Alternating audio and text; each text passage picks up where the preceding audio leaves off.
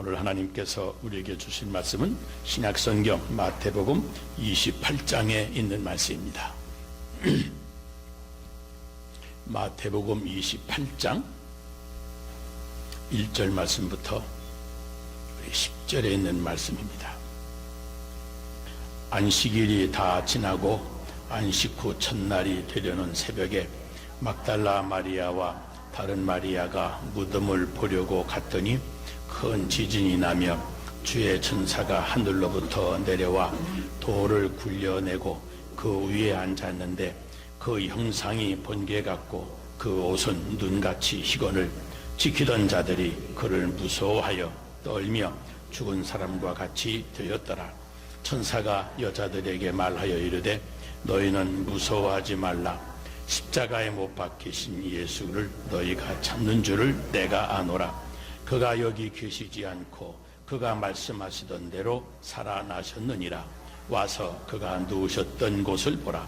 또 빨리 가서 그의 제자들에게 이르되 그가 죽은 자 가운데서 살아나셨고 너희보다 먼저 갈릴리로 가시나니 거기서 너희가 배우리라 하라.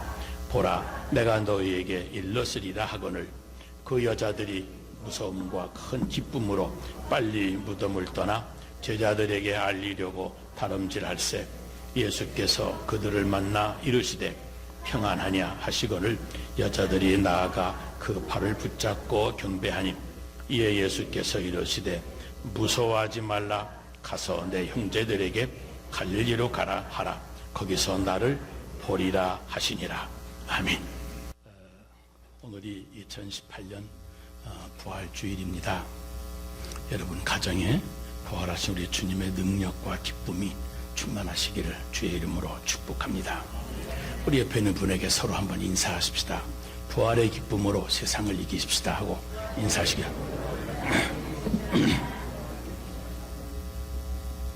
부활의 기쁨으로 세상을 이기십시다. 다시 한번 하십시다.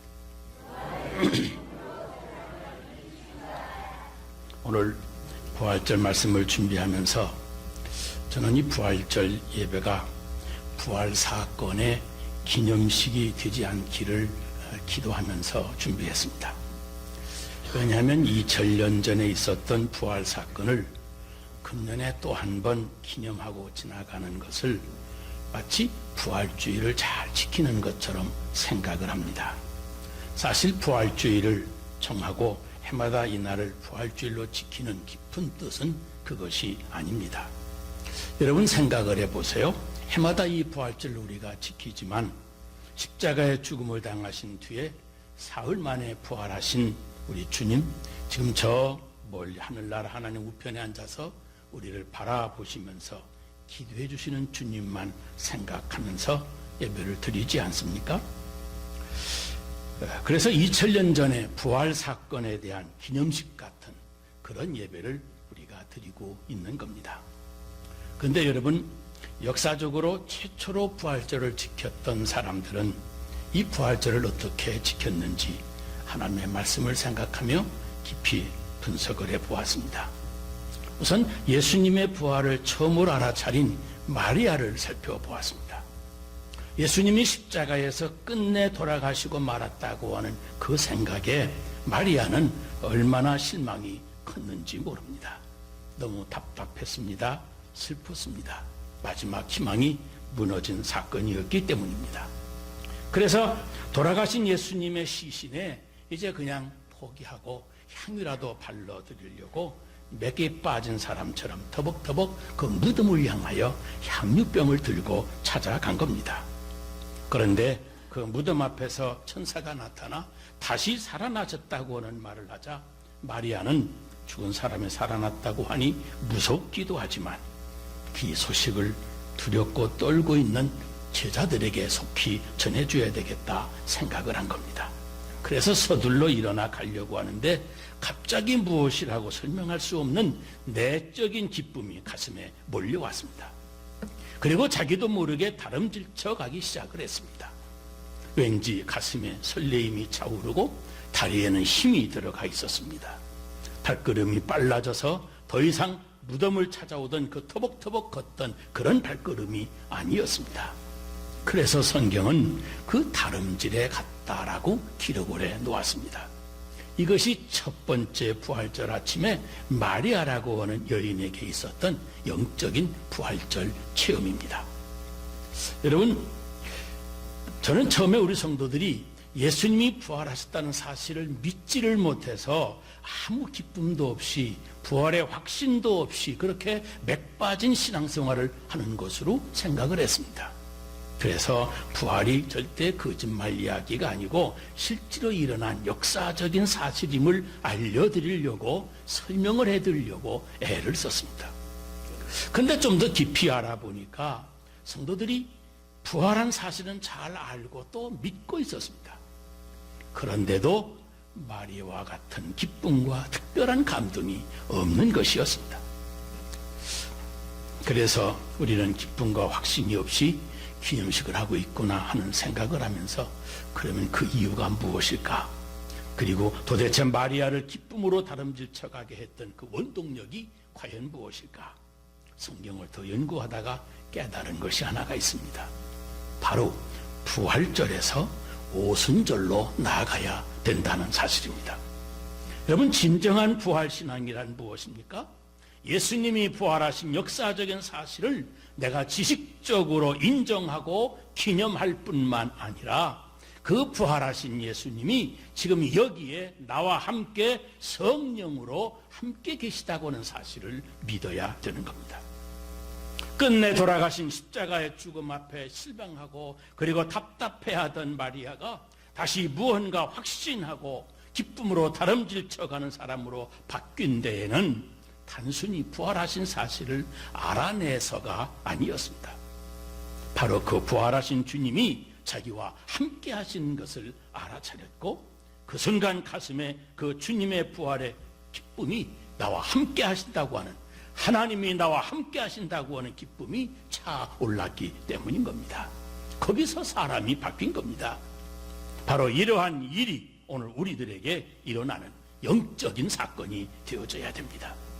예수님이 죽으셨다가 다시 살아났다는 사실을 천사에게 전해 듣고 마리아는 바로 그 주님이 지금 우리와 함께 계시는구나 하는 확신으로 가슴이 뛰었습니다. 결국은 설레이는 마음으로 제자들에게 다름질쳐 간 것입니다. 오늘 또 부활주일 예배를 드릴 때마다 우리들이 경험하고 확신하는 바로 이러한 영적인 체험을, 이러한 은혜를 우리가 받아야 됩니다.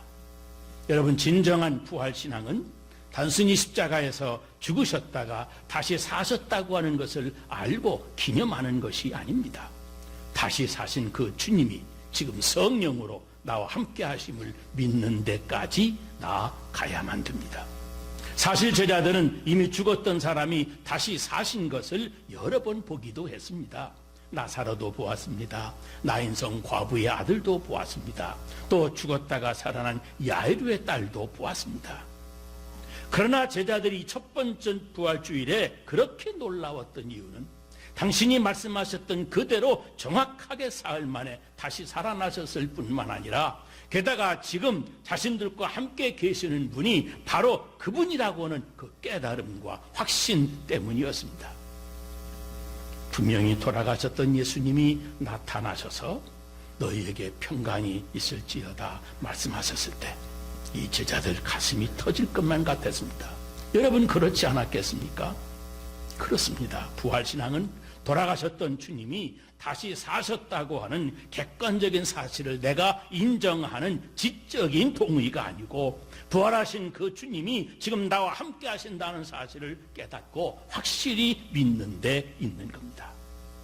많은 사람들이 어려서부터 예수님의 부활에 대해서 들으며 살아왔습니다. 예수님은 죽으셨다가 사흘 만에 살아나셨다, 부활하셨다.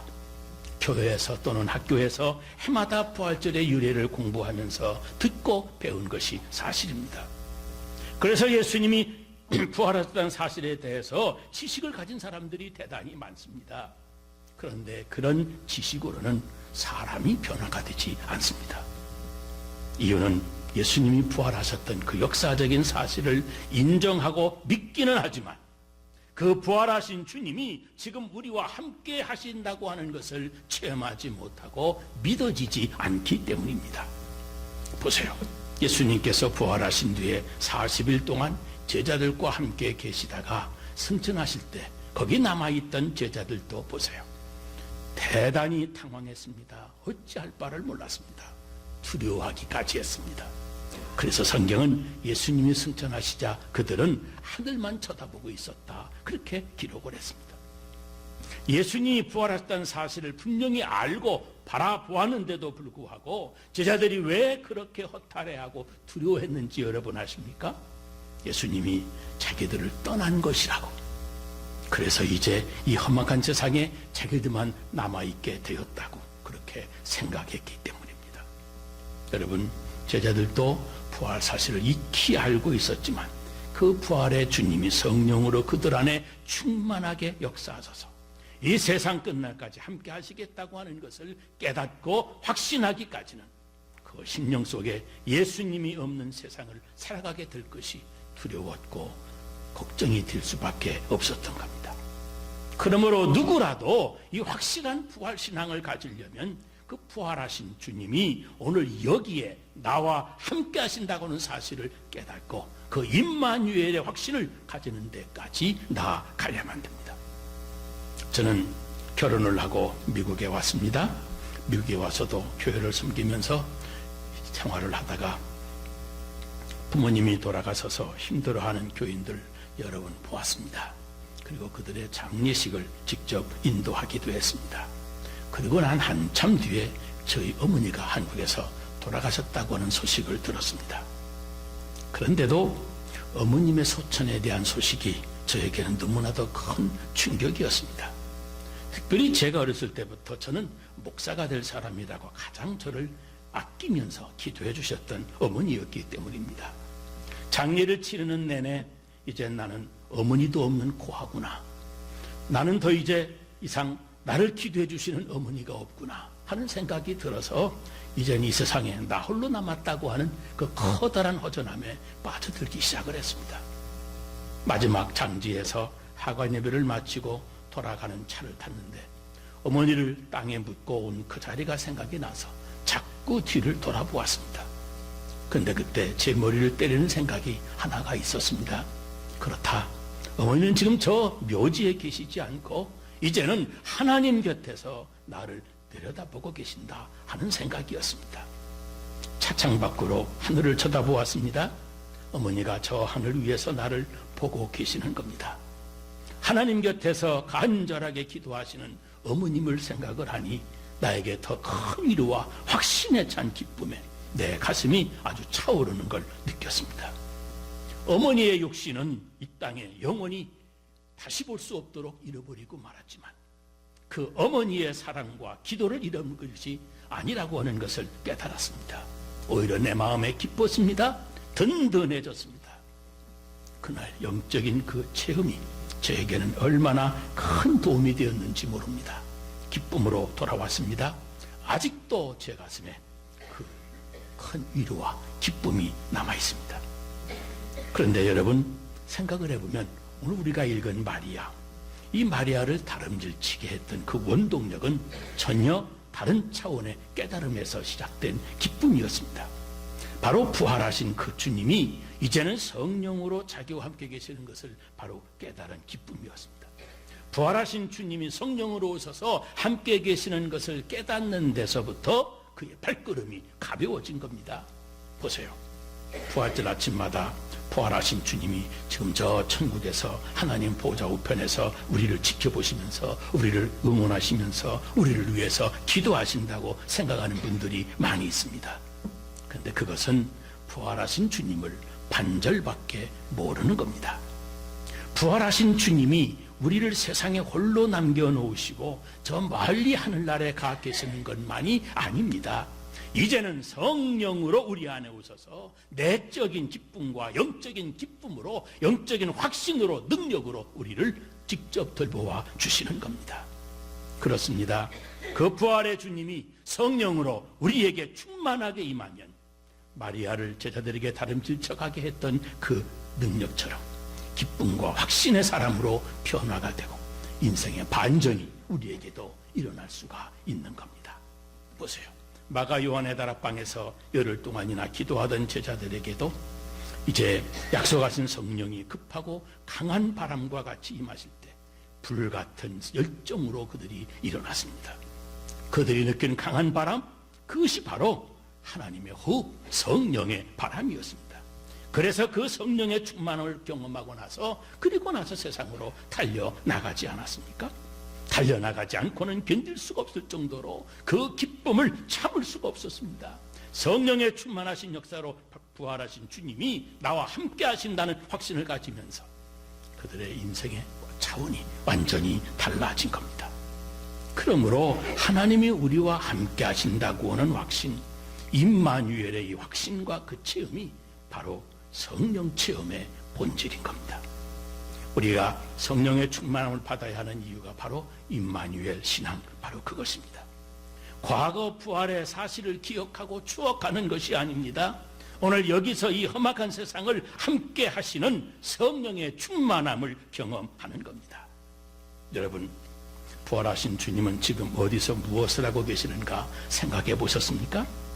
부활하신 그 주님이 우리에게 성령으로 오셔서 우리와 함께 계신 것을 깨닫도록, 직접 믿도록 우리에게 체험시켜 주시는 겁니다. 그러므로 성령 충만함을 받을 때 비로소 우리 안에 진정한 부활신앙의 역사가 일어나는 겁니다. 마가 요한의 다락방에 성령이 강림하신 그 이후부터 성령이 역사하시는 곳마다 부활신앙을 가진 사람들이 일어났습니다. 그러므로 누구라도 진정한 부활신앙을 가지려면 성령의 충만함을 받아야 됩니다. 감리교회를 창설했던 웨슬레 목사님, 그는 목사님이 되고 난 뒤에도 구원의 확신이 없었습니다. 열심히 성경 공부도 많이 했고 어려운 사람들을 많이 도와주기도 했고 그저 종교 생활을 열심히 했을 뿐입니다. 그런데 1738년 5월 24일 날 영국 런던의 올드스케이트라고 하는 조그만 기도 모임에 참석했는데, 거기서 설교하시는 분이 마틴 루터의 로마서 주석 서문을 읽는데 뒤에서 가만히 앉아 들었습니다. 그런데 예수 믿으면 구원받는다, 예수 믿으면 구원받는다는 이 사실, 이게 누구나 다 아는 사실 아닙니까? 그런데 이 사실을 읽어내려가는데 어느 순간 단순히 이걸 지식적으로만 아는 것이 아니라 그 마음속 깊은 곳에 성령의 확신으로 뜨겁게 믿어지는 것이었습니다. 그 순간 마음이 기뻐지면서 마음에 확신이 생기는 겁니다. 그 조용한 경험을 그는 성령의 충만함을 받은 은혜라고 기록을 했습니다. 여러분, 단순한 성경 지식에서 내적인 기쁨과 부활의 확신으로까지 나아가는 그런 생활을 해야 됩니다. 그것이 우리가 성령의 충만함으로만 가능한 이런 부활의 신앙의 기쁨인 겁니다. 그래서 우리가 성령의 역사를, 성령의 충만함을 사모하고 갈망하는 겁니다. 성령님, 이제 저 깊이 저에게 역사해 주시옵소서.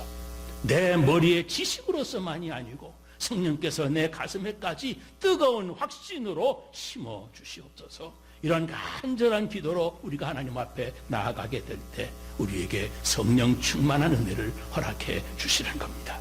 성령님께서 우리에게 충만하게 임하셔서 역사하시면 우리에게 하나님이, 우리 주님이 함께 계심을 우리도 깨닫고 확신하기에 이르게 되는 겁니다. 단순히 예수님이 2000년 전에 부활하셨다고 하는 역사적인 사실을, 이걸 지적으로 인정하는 데 그치면 안 됩니다. 예수님이 부활하셨다는 것을 믿는 것만으로도 모자랍니다. 우리 안에 성령이 임재하시고 성령께서 충만하게 역사해 주시는 자리에까지 나아가야만 되는 겁니다. 여러분이 진정으로 사모하고 갈망하면 구하는 자에게 성령을 주시지 않겠느냐고 하시던 하나님, 절대 여러분을 예외시키지 않을 겁니다. 요한복음 14장 18절로 19절에 내가 너희를 고아와 같이 버려두지 아니하고 너희에게로 돌아오리라. 조금 있으면 세상은 나를 다시 보지 못할 터이로되 너희는 나를 보리니 내가 살았고 너희도 살겠음이라 그랬습니다. 너희는 나를 보리니 이는 내가 살았고 너희도 살겠습니다. 우리도 부활하신 주님을 만나서 함께 살게 될 것을 약속하신 겁니다. 요한복음 20장 22절에 이 말씀을 하시고 저희를 향하사 숨을 내쉬며 가라사대 성령을 받으라 그러셨습니다. 그렇습니다. 부활하신 주님, 예수님의 부활은 성령의 내적인 충만에 대한 시작이었습니다. 오직 성령님을 사모하고 의지하는 마음, 그 성령 충만에 대하여 간절하게 갈망하는 마음을 가진 사람을 하나님은 찾으시는 겁니다. 여러분, 따뜻한 바람이 불면 얼어붙은 산천에 생명이 약동하는 봄이 오게 됩니다. 성령의 바람이 불면 우리 심령에 불어오면 기도하고 싶어집니다. 찬양하고 싶어집니다. 전도하고 싶어집니다. 모든 것이 다 감사하고 감격스럽기만 합니다. 세상을 보는 눈이 달라집니다. 이웃을 향한 내 마음이 달라집니다. 희망과 기대하는 마음으로 달려가는 그런 신앙생활을 하게 되어지는 겁니다. 그렇게 사람이 변하고, 그렇게 가정이 변하고, 그렇게 교회가 변하고, 우리가 사는 사회가 변합니다. 이것이 진정한 부활신앙의 역사입니다. 여러분, 오늘이 부활주일입니다. 우리들도 부활의 주님을 믿고 이제 성령을 사모하는 열망으로 그 주님을 만나셔서 세상을 향해서 부활의 증인으로 기쁨으로 다름박질 쳐가는 부활의 산 증인이 되어야 됩니다. 부활의 주님을 머리로 알고만 있어서, 그래서 그런 부활절에서 이제는 간절히 사모하고 기도해서 성령의 충만함을 받는 오순절까지 나아가고, 성령으로 오시는 그 부활하신 주님과 함께 나도 한 생명 복음을 전해야 될 것입니다. 그럴 때 우리 하나님이 세상 끝날까지 함께 하시는 축복을 여러분에게 허락해 주실 줄로 믿습니다. 기도하겠습니다.